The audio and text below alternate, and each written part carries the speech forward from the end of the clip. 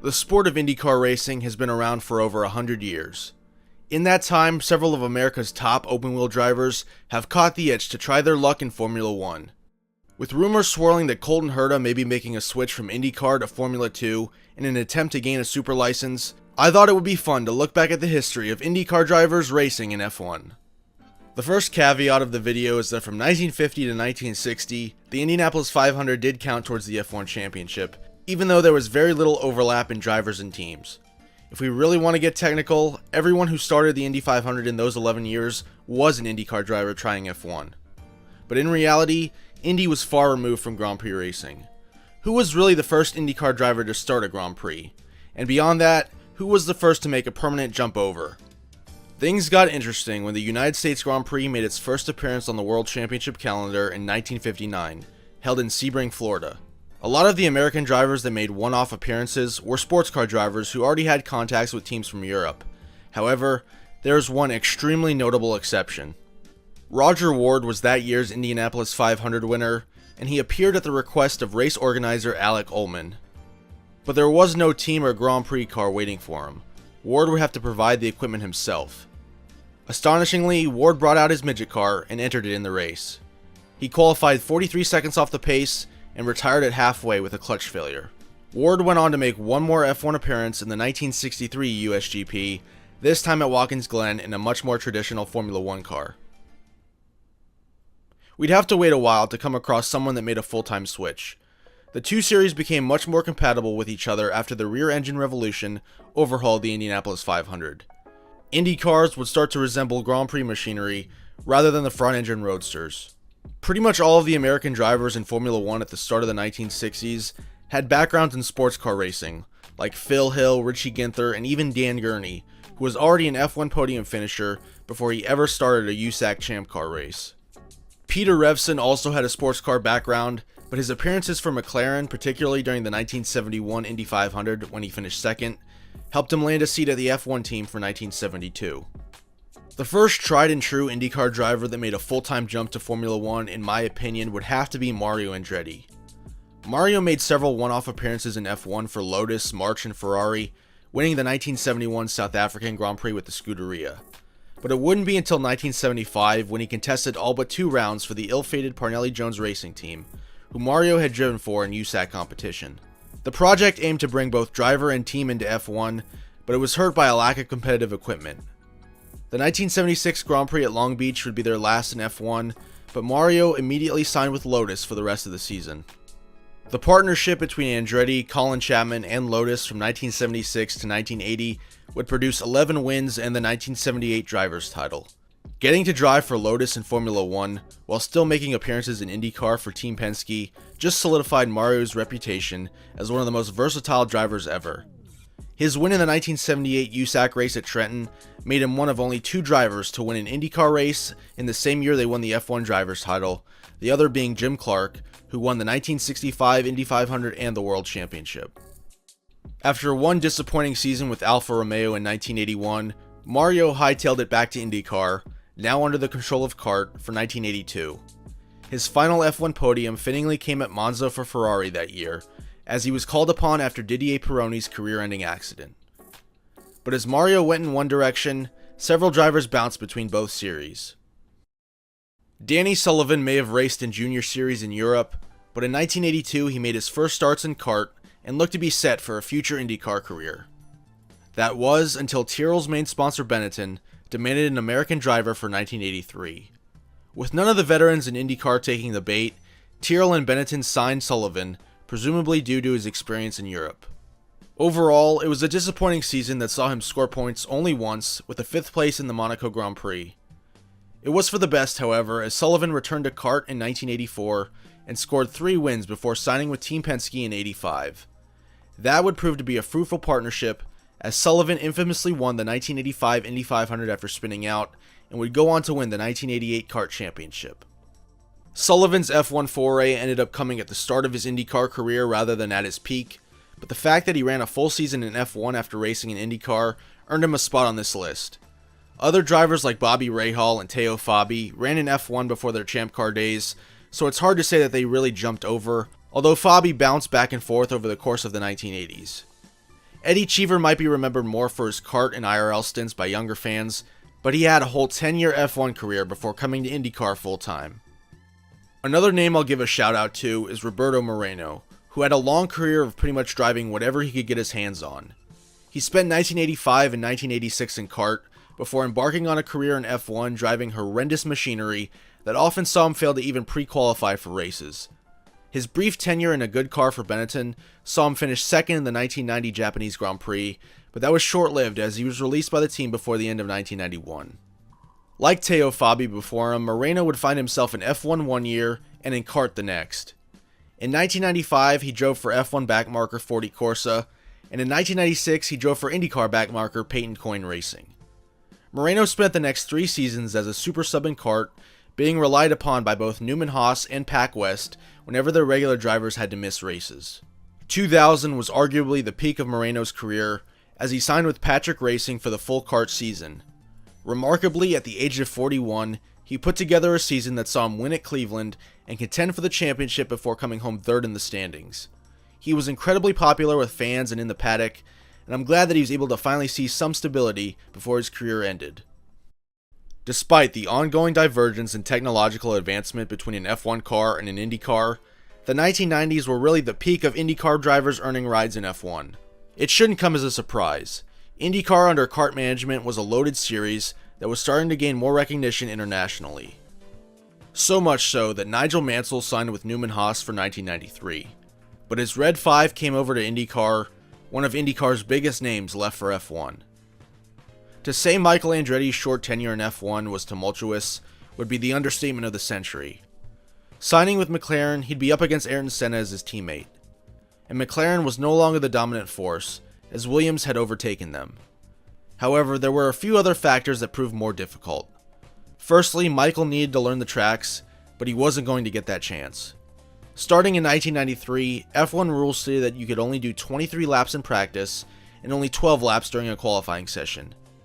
He only made the problem worse for himself by crashing out of most of the early races, and many pundits believe that Michael's unwillingness to relocate to Europe prevented him from building rapport with the team. With promising test driver Mika Hakkinen waiting in the wings, Andretti was let go before the season ended, but he went out with a podium at Monza, something to at least take away from a famously frustrating season. McLaren might have had regrets about signing an IndyCar driver, but Andretti's poor campaign did not deter Frank Williams from doing the same. In this era, it seemed that for whatever reason, Frank Williams became fascinated with IndyCar drivers.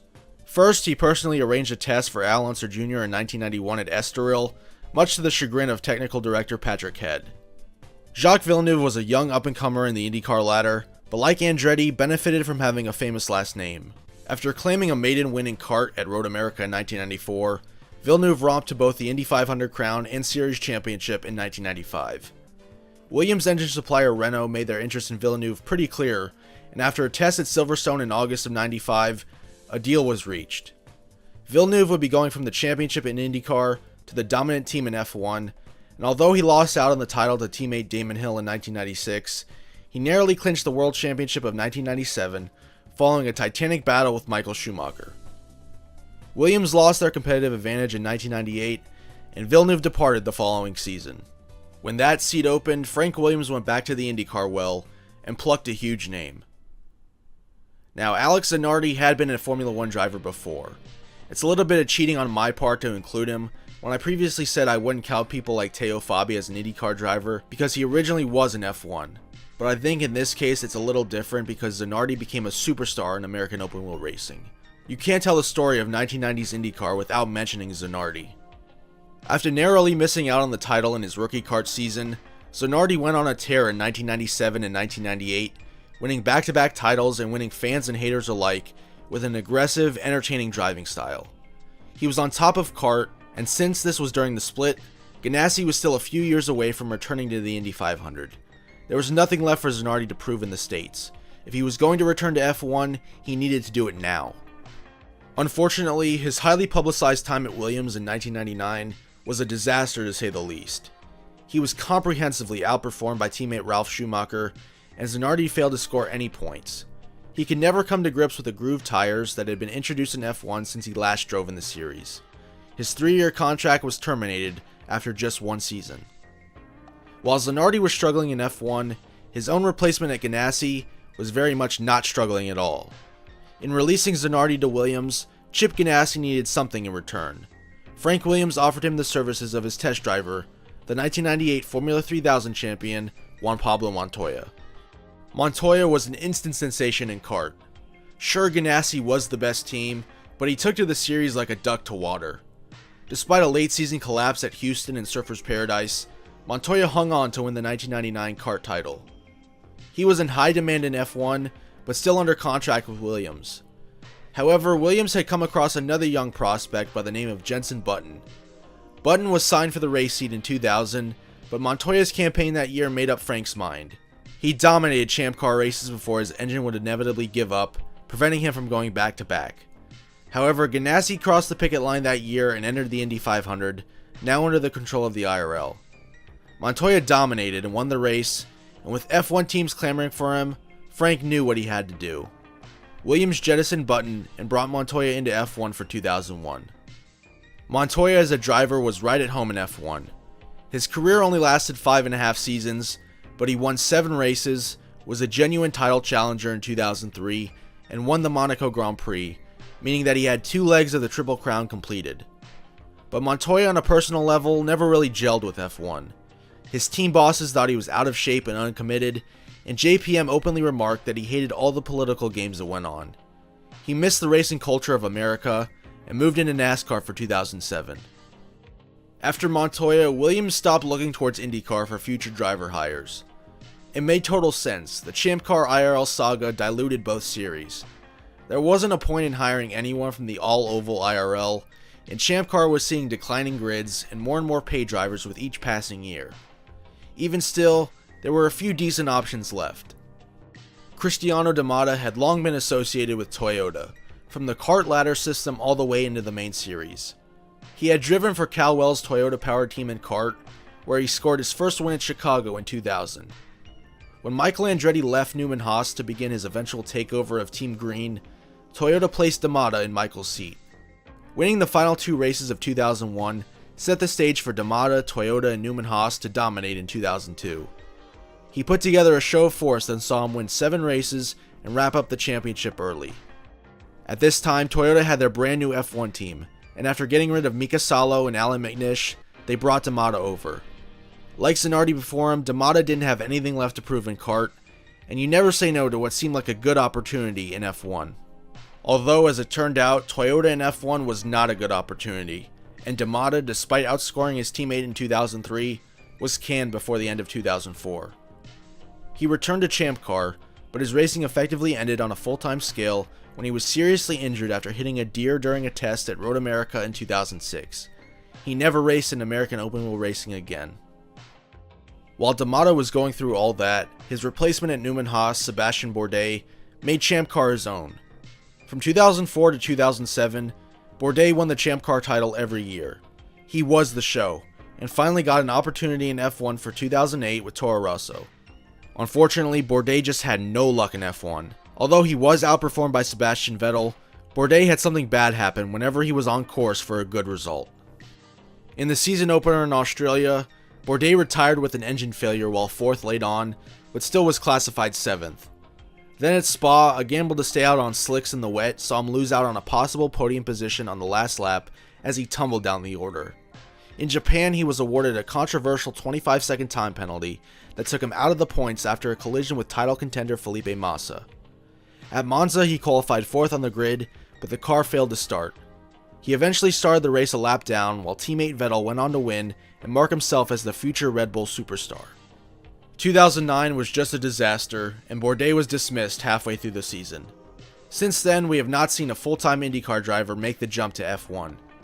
The rumors have swirled over the past few seasons about the likes of Colton Herta, Pato O'Ward, and Alex Palou all possibly making a switch. Herta and O'Ward are both still young and quick, can bring a fan base, especially in Pato's case, and are marketable guys. Palou's outright dominance in IndyCar and his attempted switch to McLaren a few years ago make him a prime target. Now that he's won the Indy 500, now would be the time to sign an F1 contract if offered. The thing about all 3 of these guys is that unlike Zanardi, da Matta, or Bourdais, If they failed in F1, they would come back to a stable IndyCar series. We can go into detail about how IndyCar has failed to grow, but with investment from Fox, I don't see the sport going anywhere. If Herta goes to Formula 2 and things go sideways, he can come back to IndyCar. Someone would sign him. I don't think it would damage his career long term, he's still young. But like those who came before, it has to be the right situation. I wouldn't give up a good IndyCar seat to run 16th for Alpine. Racing a lot of the time is all about timing and good fortune. We'll see if Herta, Pablo, or anyone else adds their name to this list anytime soon. Thank you for watching, and I hope to see you in the next video.